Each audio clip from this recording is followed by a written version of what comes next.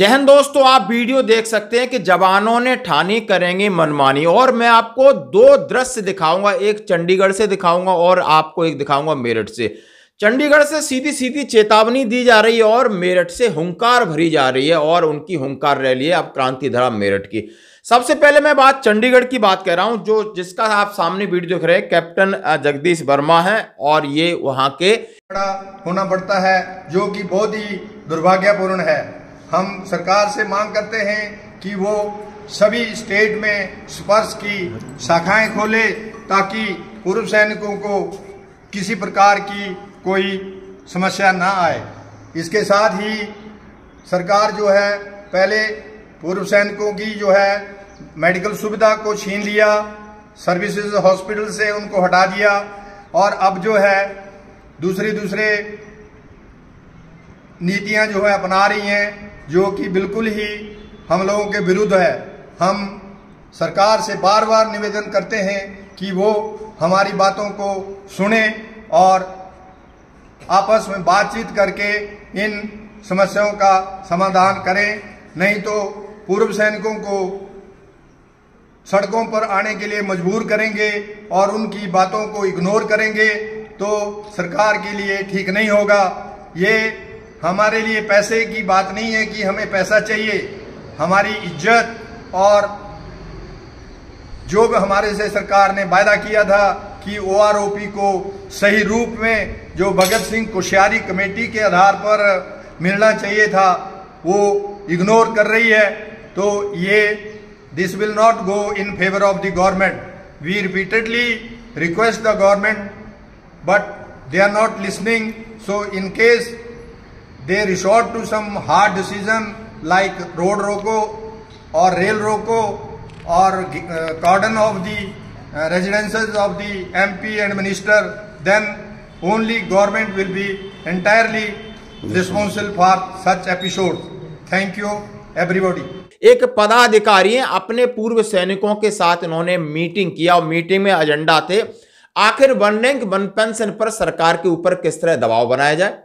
और उन्होंने दूसरी बात कही, स्पर्श को लेके बड़ी बात कही, क्या स्पर्श से हम परेशान हैं। और उन्होंने बात कहा हम ECHS से परेशान हैं। उन्होंने कहा है कि हम आराम से बैंक में पेंशन ले रहे थे, स्पर्श लागू करके हमें परेशान कर दिया, हमारा कभी अंगूठा नहीं लग रहा है, कभी चेहरा नहीं आ रहा है, हमारा और लाइफ सर्टिफिकेट के लिए कई प्रकार की समस्या आ रही है। और इलाज के नाम पर उन्होंने जो कि हमारा सर्विस हॉस्पिटल मिलिट्री हॉस्पिटल था वहां से हटाकर हमें ECHS दूरदराज इलाके में डाल दिया है। दुनिया भर की फॉर्मेलिटी है, दुनिया भर के कागज हैं, एक स्वस्थ आदमी भी इलाज नहीं करा सकता, खाने की व्यवस्था नहीं होती, हमें बेड की व्यवस्था नहीं होती, हम परेशान हैं। वन रैंक वन पेंशन के बारे में बोला कि हमने सारे जतन यतन मतन सब कर लिए, हम आखिर क्या करें। हमारे पास रह गया कि हम 28 से 30 लाख है, हमारा पूरा परिवार है और संगठन है और आज से हम शुरू हो जाएं। 5 स्टेटों के चुनाव के बाद आम चुनाव है और इनको हमने सबक सिखाना है, क्योंकि ये मांगे मान नहीं रहे। 20 फरवरी से जंतर मंतर हो, रामलीला मैदान हो, अन्य कहीं आप इनका पूरा वीडियो देखिए, जरा हिंदी और अंग्रेजी में भी बोला है वर्मा साहब ने।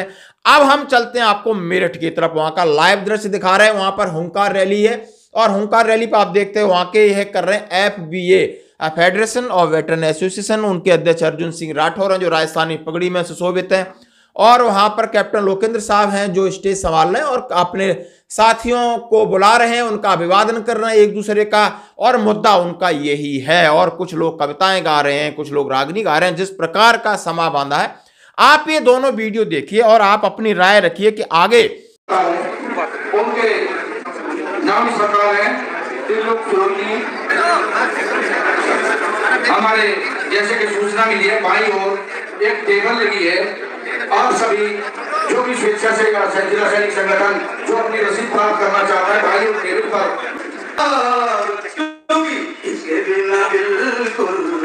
छोटी इकाई समझ करके और एक संगठन को मजबूत करें जिसका नाम FBA है। ये सभी का संगठन है, मैं फिर दोबारा दोहरा रहा हूँ, ये ना समझे कि इसका कोई पता और है। आप सब इसके पदाधिकारी रहेंगे, आप सबकी आवाज रहेगा, मजबूत करें और अपनी सलाह दें। कॉमन जो प्रोग्राम हमारा बनेगा, इससे आगे जो भी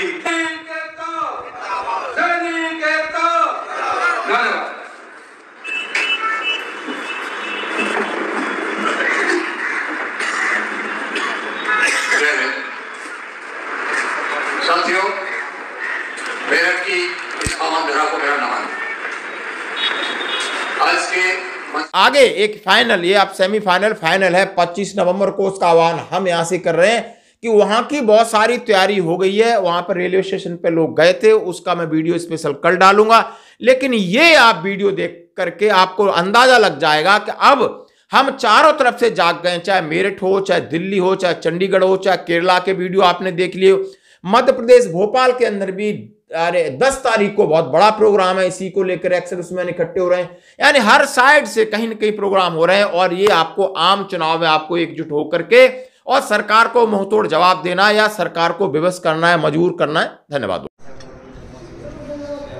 मैं Captain Jagdish Verma, chairman National Federation of Honorary Commission Officer, आज हम लोगों ने चंडीगढ़ के 47 सेक्टर में एक महत्वपूर्ण मीटिंग किया, जिसमें हिमाचल प्रदेश से और हरियाणा से और पंजाब से, सब जगह से, तथा राजस्थान से, स्पेशली जयपुर से भी लोग आए थे, जिन्होंने यहाँ पर बहुत महत्वपूर्ण मुद्दों के ऊपर बात किया। इसके बारे में मैं सबसे पहले तो गवर्नमेंट से ये बात कहना चाहता हूँ कि हमारा पूर्व सैनिकों का संगठन जो है फरवरी 20 से जंतर मंतर पे तथा उसके बाद सब जगहों में प्रोटेस्ट कर चुका है, लेकिन गवर्नमेंट अभी तक भी इसके ऊपर कोई संज्ञान नहीं ले रही है। तो we are totally against that कि government should create some platform and come to discussion table so that this issue of OROP of the ex-serviceman, including the honorary commissioned officer, that should be resolved amicably. In case government is not coming with any proposal, they are avoiding talks or projecting it like this, that they are not knowing anything, then they have to face the challenges coming before the government next year. We have to strike on the vote, and all the people of the country, more than 28 lakhs ex-servicemen and their family will go against the present government, because they are not listening to the voice of the ex-servicemen, for which they have been continuously protesting. There is protest on 25th of this month that rail services will be disrupted by the ex-servicemen, but for this government is only responsible, क्योंकि government ही पूर्व सैनिकों को ignore कर रही है और उनको सड़क के ऊपर आने के लिए मजबूर कर रही है। हम लोग जो हैं बहुत ही ऑर्गेनाइज्ड और डिसिप्लिन फोर्सेस के आदमी हैं, और हम लोगों की कोई बात सरकार आज तक नहीं सुन रही है, 10 महीने से इग्नोर करती जा रही है।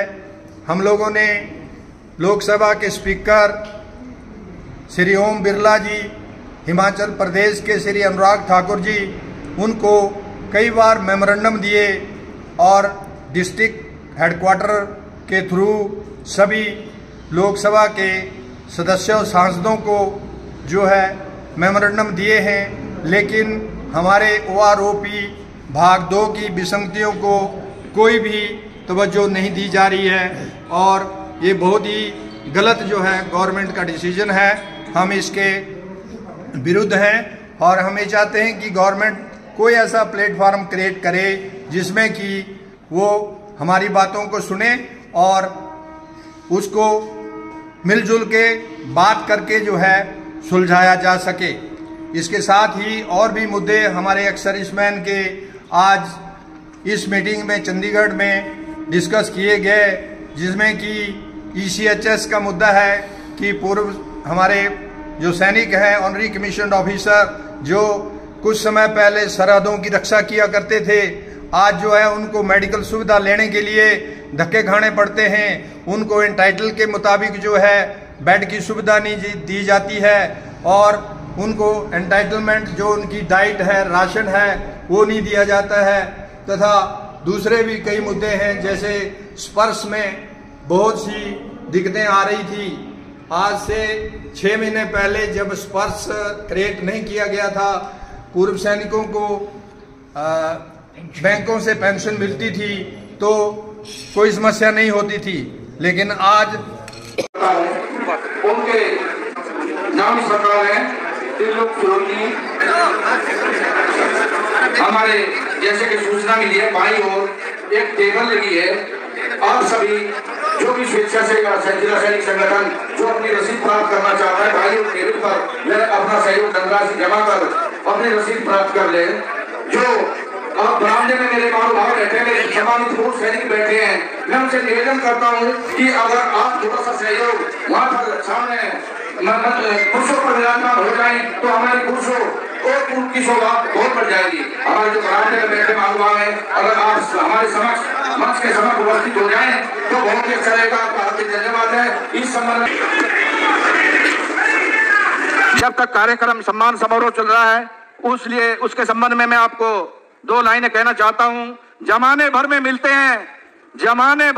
हैं आशिक कई, मगर वतन से खूबसूरत कोई सनम नहीं होता, नोटों से लिपटकर सोने से सिमटकर मरे हैं कई, मगर तिरंगे से खूबसूरत कोई कफन नहीं होता। सभी बैठ जाए और मैं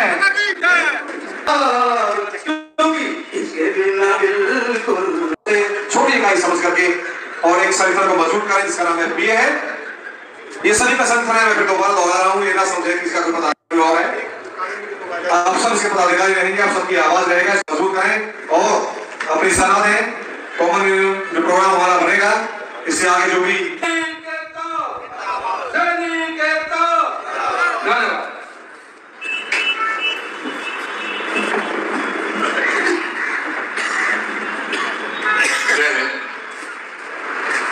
साथियों, मेरठ की इस आमद धरा को मेरा नमन। आज के मंच की अध्यक्षता रखे गए धनी साहब और परम सम्मानीय वीरांगनाओं को नमन। आप सभी दूर दूर इलाके से पधारे हुए पूर्व सैनिक साथियों का, सभी संगठन के पदाधिकारियों का अभिनंदन, नमस्कार।